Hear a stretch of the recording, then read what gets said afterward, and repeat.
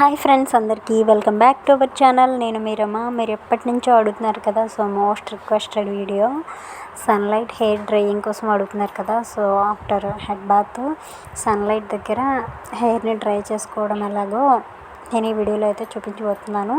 So నేను ఎలాగ sunlight దగ్గర నా తలని ట్రై చేసుకుంటాను అనేది ఈ వీడియోలో ఉంటుంది. సో చూసేయండి.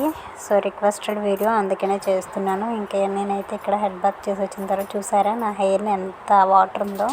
సో ఇప్పుడు ఈ వాటర్ అంతా నేను ఎలా డ్రై చేస్తాను అనేది చూసేద్దాం రండి. ఫస్ట్ అయితే ఇలా కట్టేస్తున్నాను. ఇలా టవల్తో మనం గట్టిగా ముందే వాటర్ అంతా ఒకసారి పిండేసిన తరువాత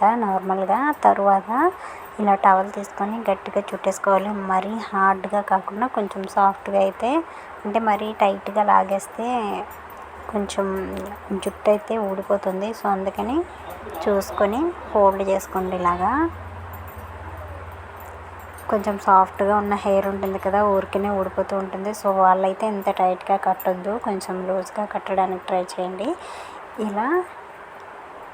ఇలా మనం టైట్గా కట్టేస్తే వాటర్ అంతా అయితే టవల్ అయితే అబ్జర్వ్ చేసుకుంటుంది. ఇలా కట్టేసి ఒక 5 నిమిషాలు అలా వదిలేసిన తరువాత మనం ఇప్పుడైతే 5 నిమిషాల తరువాత అన్నమాట ఇది. ఇలా టవల్తో కట్టేసిన తర్వాత టవల్ విప్పేసి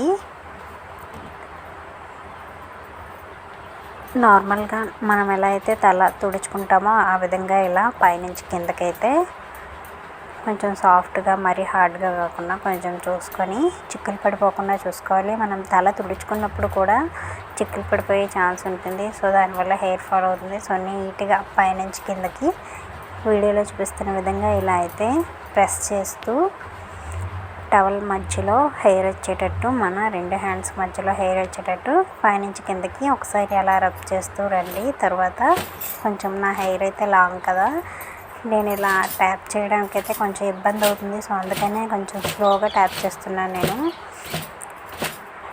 హెయిర్ పొడవు వచ్చేస్తుంది అన్నమాట బాగా. సో అందువల్ల కొంచెం ఇబ్బంది అవుతుంది.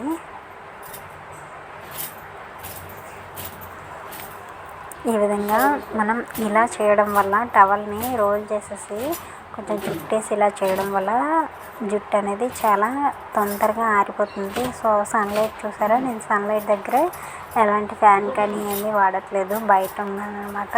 సో సన్లైట్ దగ్గర ఇక్కడ నా నీడ కూడా కనిపిస్తుంది చూడండి. సో సన్లైట్ దగ్గర ఇలా అయితే బాగా ఎండ వచ్చే దగ్గర నుంచొని ఇలా చేసుకుంటే మనకి తల అనేది త్వరగా ఆరిపోతుంది. సో పైనుంచి ఎండ వేడి కొడుతూ ఉంటుంది కదా, కొంచెం బయట గాలి కూడా ఉంటుంది కదా. సో రెండింటి వల్ల మనం ఇలాగ టవల్తో చేస్తూ ఉంటే, ట్యాప్ చేస్తూ ఉంటే తల అనేది చాలా తొందరగా అయితే డ్రై అయిపోతుంది. సో కంటిన్యూస్గా తల కంప్లీట్గా వాటర్ లేకుండా డ్రై అయ్యేంత వరకు మనం ఎక్కడ మనకి తడిగా అనిపిస్తూ ఉంటుందో సో అక్కడ ఇలా టవల్తో తుడుస్తూ ఉంటే సరిపోతుంది అనమాట.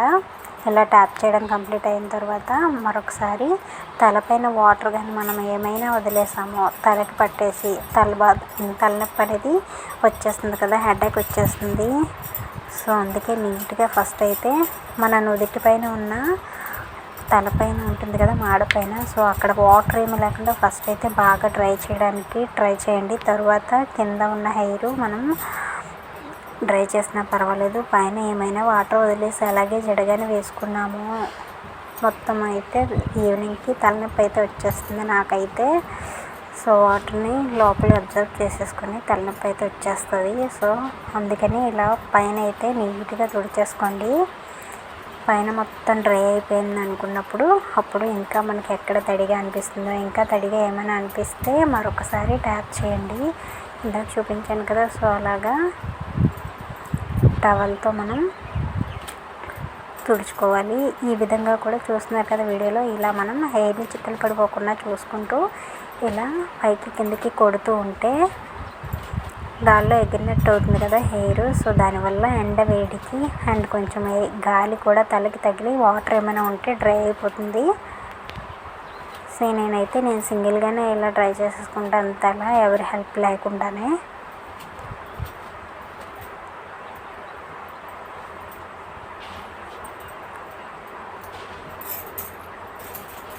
సో అది నా హెయిర్ అయితే కంప్లీట్గా ఆల్మోస్ట్ డ్రై అయిపోయింది.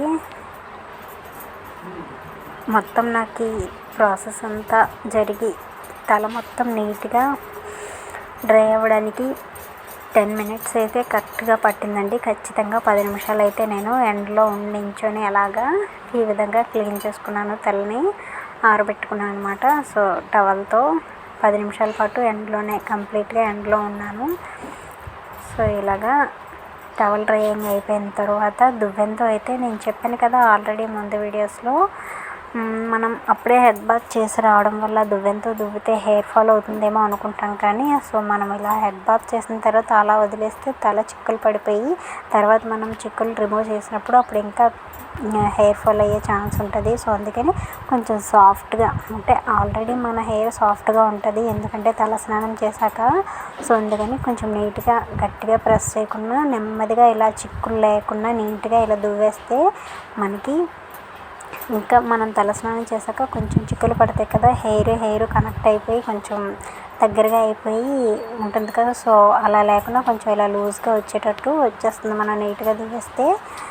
సో అందుకనమాట జడలు కట్టేయడం అంటారు కదా, సో అలా అయిపోతుంది కదా మనం తలస్నానం చేశాక. అలా లేకుండా నీట్గా హెయిర్ మొత్తం ఇలా నీట్గా దువ్వేసుకుంటే మనకి బాగుంటుంది. లూజ్ చేసేసుకోవాలి హెయిర్ మొత్తం, ప్రతి లేయర్ కూడా ఒకదానికొకటి కనెక్ట్ అయిపోకుండా లేకుండా ఇలా నీట్గా దువ్వేసుకుంటే మధ్యలోకి ఎయిర్ ఎండ వెళ్ళి మనకి తల అనేది పూర్తిగా కంప్లీట్గా డ్రై అయిపోతుంది. ఎక్కడ కూడా వాటర్ అనేది ఉండదు. ఇలా నీట్గా మరి గట్టిగా ప్రెస్ చేసి దువ్వారనుకోండి, స్నానం చేసిన వెంటనే జుట్టు అయితే ఊడిపోతుంది, సాఫ్ట్ అయిపోతుంది కదా మనం తల స్నానం చేశాక. సో గట్టిగా ప్రెస్ చేస్తూ అయితే దువ్వద్దు, ఇలా నెమ్మదిగా అయితే దువ్వుకోండి. చూసారా, ఇలా మనం ఇలా దువ్వేయడం వల్ల ఇంకెక్కడ చిక్కులు అనేవి కూడా ఉండవు. ఆ చిక్కులు ఉండిపోయి చిక్కుల మధ్యలో వాటర్ ఉండిపోతుంది. సో అలా కూడా ఉండదు. అండ్ చిక్కులు కూడా ఈజీగా ఇప్పుడైతే వచ్చేస్తాయి మనకి. చూసారా, నీట్గా వచ్చేస్తుంది. నా హెయిర్ మొత్తం ఇంకా కంప్లీట్గా డ్రై అయిపోయింది. ఇంకైతే నేను వెంటనే ఇంకా ఇలా వదిలేకుండా జడ అయితే వేసేసుకుంటాను. నేను హెయిర్ డ్రై అయిన వెంటనే అయితే జడ వేసేస్తాను. లేదు అని బద్దకించేసి అలా వదిలేసామో మొత్తం చిక్కులు పడిపోతుంది మనకి. ఎక్కువగా మనం తలకి ఆయిల్ రాసుకున్నప్పుడు కన్నా తలకి స్నానం చేసినప్పుడే జుట్టు ఎక్కువ చిక్కులు పడిపోతుంది. సో వీడియో చూస్తున్నారు కదా, వీడియోకి లైక్ ఇవ్వండి ఫ్రెండ్స్. అలాగే ఛానల్ ఎవరైనా సబ్స్క్రైబ్ చేసుకోకపోతే సబ్స్క్రైబ్ చేసుకొని సపోర్ట్ చేయండి.